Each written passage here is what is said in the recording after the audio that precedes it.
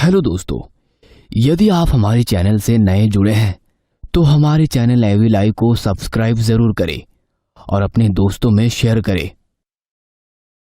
इस कहानी के लेखक हैं राहुल ठकराल। रात के अंधेरे को चीरती हुई पातालकोट एक्सप्रेस पटरी पर दौड़ती जा रही थी। ट्रेन में बैठे कुछ लोग आपस में बातें कर रहे थे। मधुरिया और उसका बॉयफ्रेंड जय नागपुर से जबलपुर मधुरिया के दोस्त के घर जा रहे थे। जय मोबाइल में गाने सुन रहा था, मधुरिया एक बुक पढ़ रही थी। मधुरिया को नींद आने लगी। उसने सोचा कि वो वॉशरूम में जाकर एक बार मुंह धो के आ जाए। ऐसा सोचकर मधुरिया ट्रेन के दरवाजे के यहां बने बेसिन में मुंह धोने चली गई।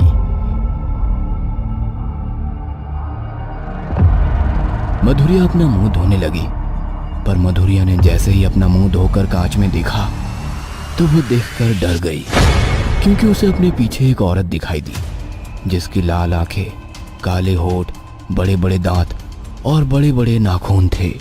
वह थोड़ी देर के लिए हैरान हो गई।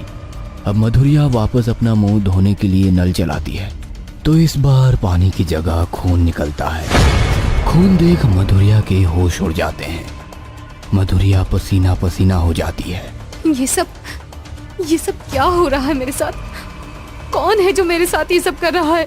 तभी एक हवा का जोरदार झोंका आता है और मधुरिया चलती ट्रेन में से बाहर लटक जाती है। Help! Help! Somebody help! Please! तभी मधुरिया को जय अंदर खींच लेता है। अच्छा हुआ तुम आ गए। पर तुम लटकी कैसे? पता नहीं जी, मुझे किसी ने धक्का दिया। कौन देगा धक्का? सब सोए हुए हैं। तभी मधुरिया ने जय के पीछे उसी औरत को देखा। मधुरिया घबराते हुए उसने दिया होगा। जय पीछे मुड़ता है तो पीछे कोई भी नहीं होता। कोई भी तो नहीं है वहां। शायद तुम्हारा कोई वहम होगा। चलो तुम भी, अब दोनों भी सोते हैं। जय और मधुरिया दोनों सोने चले जाते हैं। जय मधुरिया दोनों सोए हुए थे। तभी मधुरिया को पायल की आवाज सुनाई देती है। पहले तो उस पायल की आवाज को मधुरिया ने अनदेखा किया और सोती रही, पर धीरे धीरे पायल की आवाज और जोर बढ़ती गई। पायल की आवाज का शोर इतना बढ़ गया कि मधुरिया की नींद खुल गई। मधुरिया जय को उठाती है और पूछती है, ये पायल की आवाज कहां से आ रही है? मधुरिया, पता नहीं तुम्हें क्या हो गया है। कहां पायल की आवाज आ रही है? कोई पायल की आवाज नहीं आ रही। तुम सो जाओ चुपचाप। ऐसा कहकर जय वापस सो जाता है। अब पायल की आवाज बंद हो जाती है।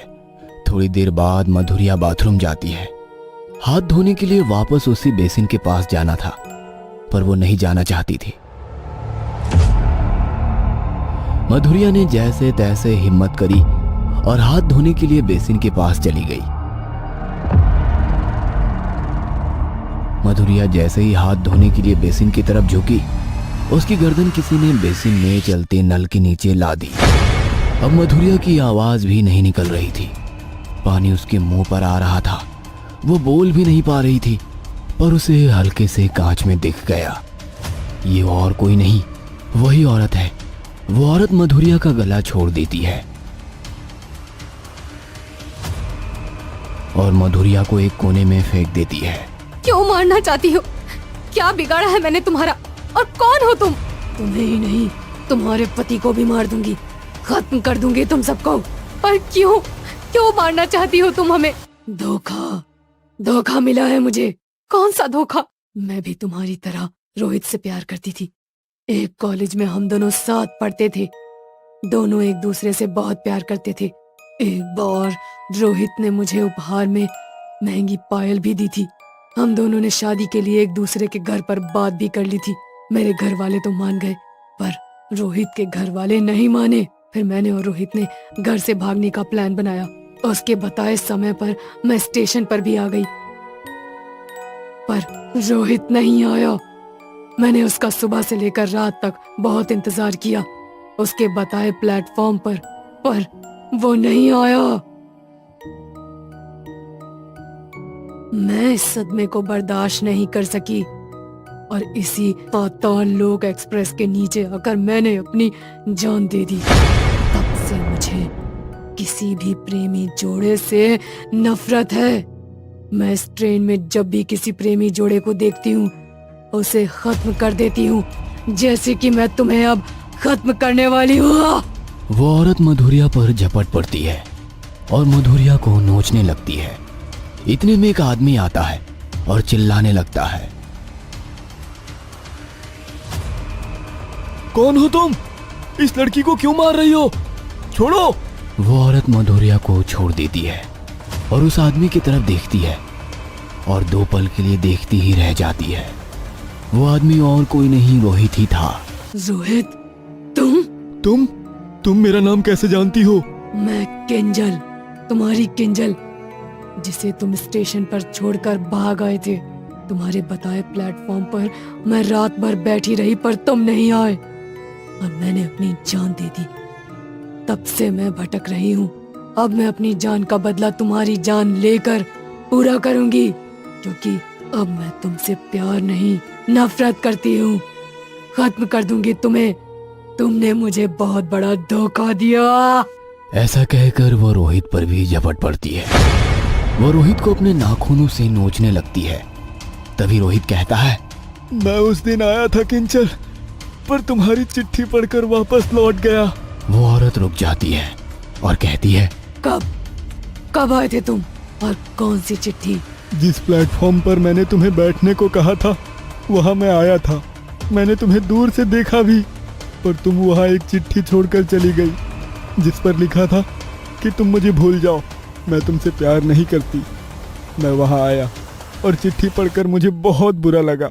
तब से मैं खुद भी पागल की तरह घूम रहा हूँ और मैंने भी आज तक शादी नहीं की किंचल। पर वो चिट्ठी मेरी नहीं थी। फिर वो चिट्ठी किसकी थी?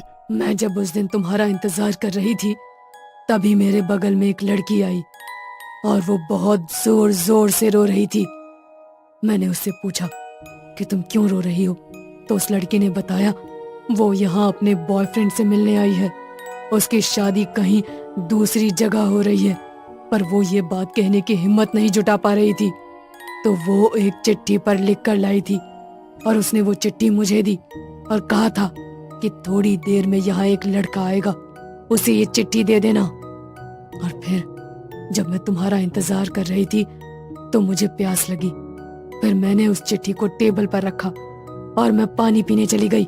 शायद तुम भी तभी आए होंगे, पर तुम मुझे कॉल भी कर सकते थे रोहित। मैं वो चिट्ठी पढ़कर पूरी तरह टूट गया। मैंने अपना मोबाइल बंद कर लिया। मैं तुमसे फिर कभी बात नहीं करना चाहता था, पर फिर मेरा गुस्सा शांत हुआ और मैंने जब तुमको कॉल लगाया तो तुम्हारा मोबाइल बंद आ रहा था। फिर मैंने तुम्हें कई जगह ढूंढा, पर मुझे फिर कभी नहीं मिली। लगता है हमारा प्रेम मिलन लिखा ही नहीं था। पर रोहित, मैं तुम्हें अब भी बहुत प्यार करती हूँ, पर अब हमारे बीच कुछ नहीं हो सकता है। मैं अब सिर्फ एक भटकती आत्मा हूँ। हो सके तो मुझे मुक्ति दे दो। ठीक है, मैं तुम्हें मुक्ति जरूर दिलाऊंगा। फिर रोहित किंचल की आत्मा को मुक्ति दिलवा देता है। ये प्रेम कहानी पूरी ना हो सकी। वो कहते हैं ना, लाख कोशिशों के बावजूद कुछ किस्से इश्क के अधूरे ही रह जाते हैं। इश्क कभी नहीं मरता, बस करने वाले मर जाते हैं। आपको क्या लगता है इसमें गलती किसकी थी?